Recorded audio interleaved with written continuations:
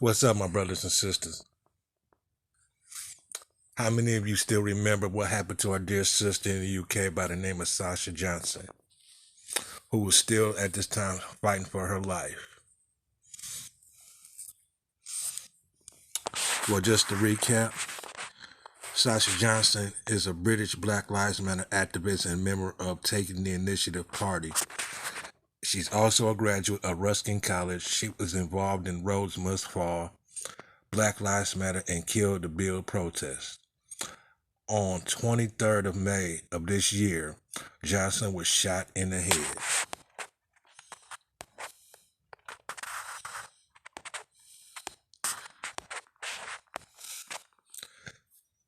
This is the most updated article that I can find in regards to Sasha Johnson. Now, the headline says she wore a stab-proof vest. She didn't wear that for fun. Oh, just to recap, they're going to recap it again. On May 23rd of this year, shortly before 3 a.m., gunshots rang out through the back garden of a house in Peckham, South London. On the night of a birthday crowded party, amidst a sea of other guests, Sasha Johnson was struck with a gunshot wound to the head. In red, all we are concerned about is right people have been captured. Her work in the community was only just the beginning. The co-founder of the political group Taking the Initiative Party and a prominent voice for those facing structural inequalities in our society. Now, I wonder whose society they're talking about. The shooting left the young activist in critical condition and sent shockwaves through the communities she tirelessly served and the people close to her that knew her best. Four defendants currently remain in custody over the incident. Prince Dixon, 25, Troy Reed, 19, and 18 years old Cameron DeRiggs and Devontae Brown have all been charged with conspiracy to murder after appearing at the Old Bailey Court in August, which was 2 months ago. With the court case looming, a source from the TTIP spoke exclusively to The Voice as they seek justice for the young activists. Headline: Safety concerns. Those around her knew there was always an imminent threat to her safety. Sasha, wore a stab-proof vest. She didn't wear that for fun. I have that vest in my possession. The other thing is that her car was attacked in the weeks and months prior to the shooting, said the source. In the hours after the shooting, TTIP released a statement suggesting that the attack was racially motivated following numerous death threats towards the outspoken activists. Amarn Aiton, a friend of Sasha's, later told the BBC that she did not believe she was the intended victim, as far as I am aware. This incident is more related to rival gangs as opposed to her activism, Ms. Aiton said. The TTIP source, however, stressed that nobody's bothered about what color the perpetrators of the crime are. They said if Sasha wasn't the intended target, I'm not saying that she was, how on earth do you manage that kind of shot? I mean, I wasn't there. All we are concerned about is right people have been captured. Campaigning for social justice.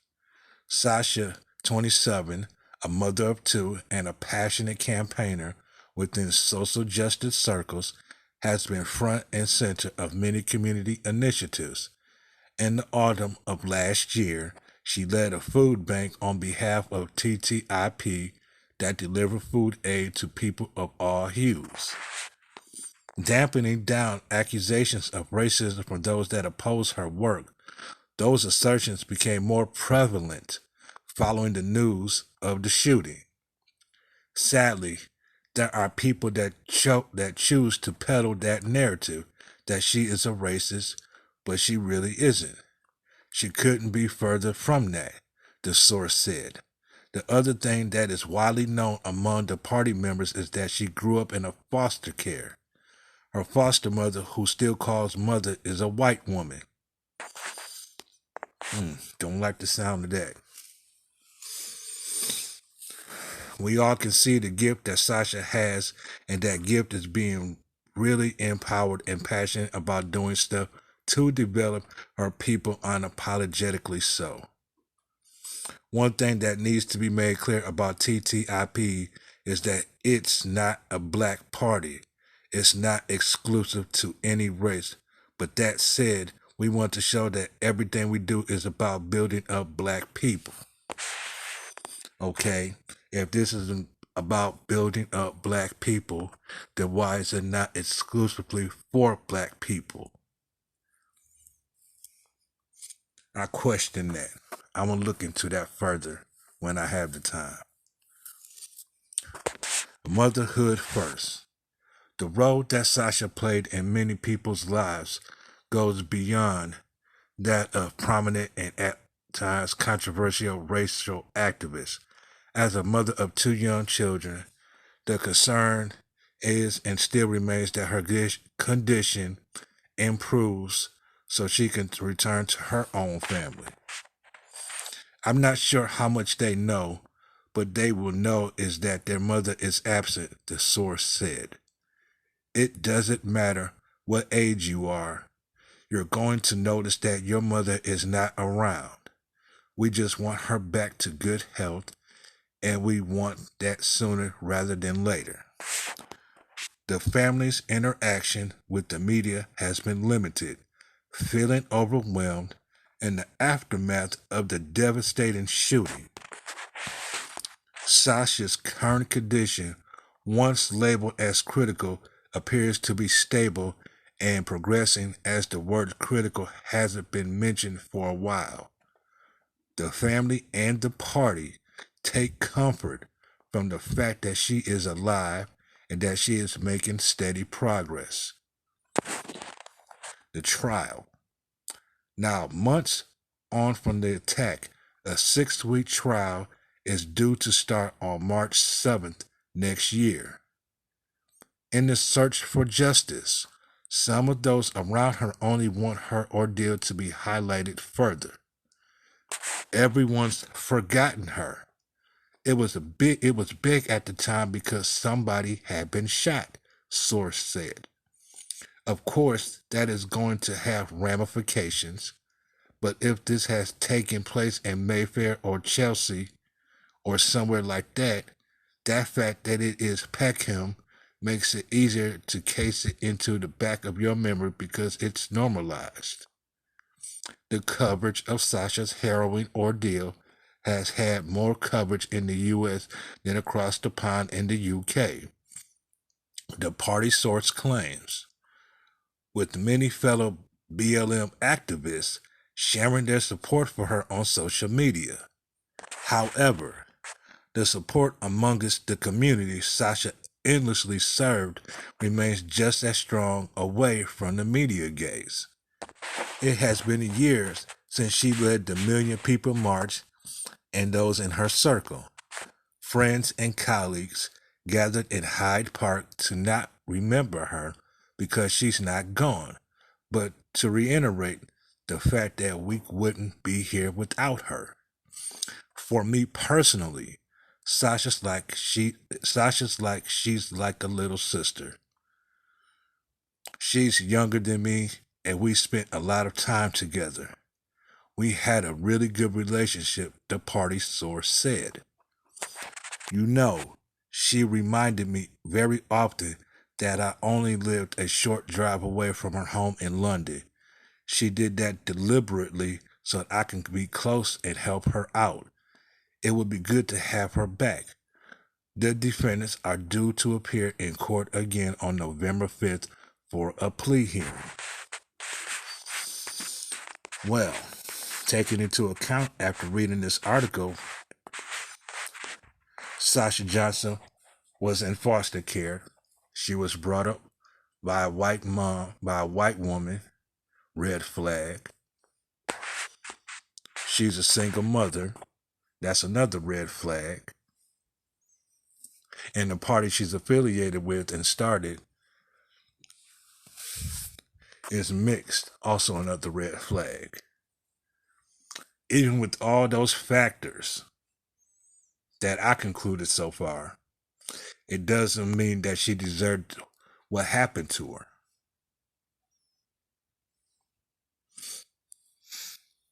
her. Her story sounds so similar to a lot of young black children who are in foster care and being raised by these white people.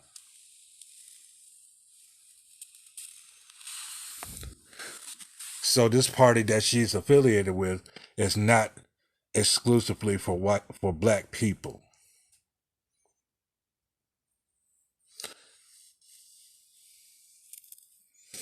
Black Lives Matter,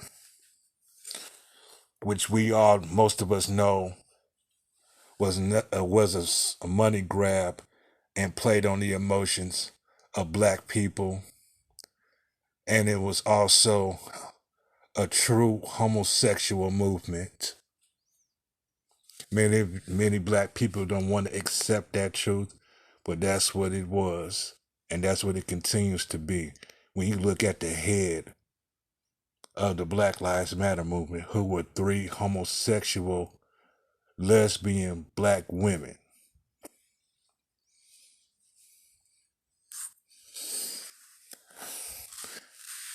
But that's not the focus. The focus is to update you on the condition of Sasha Johnson. I'm glad she's doing much better. She's in a stable condition. She did not deserve what happened to her. I may not agree with her working alongside white people, because working alongside white people has never been to our benefit. One example of that is the NAACP.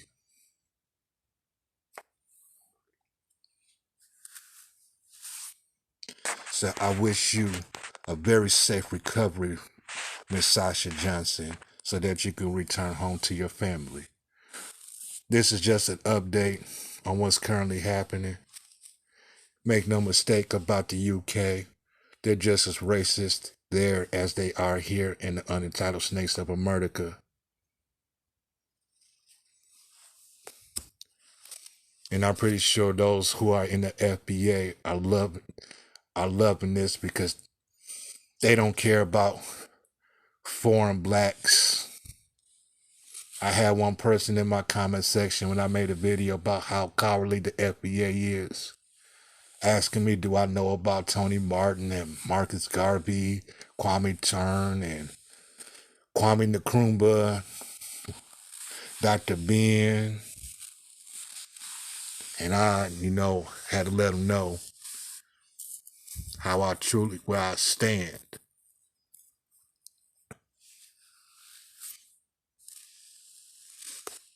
So enough ranting. You can like, comment, and subscribe to the video. This article is updated as the most updated that I could find, but I'm sure there's probably some more articles somewhere. They just be hiding it. You know how these Eurocentric articles be doing. And those four young men mentioned, those are black men. Possibly. One could be possibly multiracial.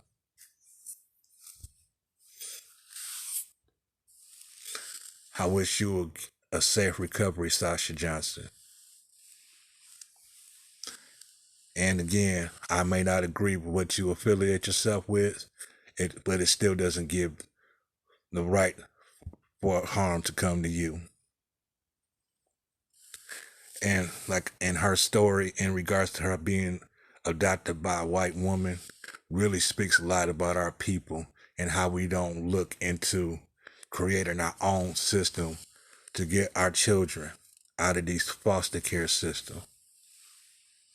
because there are a lot of black children in the foster care system within this country as well in the UK. And only knows what happens to them. So think about that before you sit up here and complain about not being treated fair. What are we doing to prevent that from happening? Where's the accountability as black men and women when we say we love black children, but yet we don't adopt black children? Or I should say, some of us don't.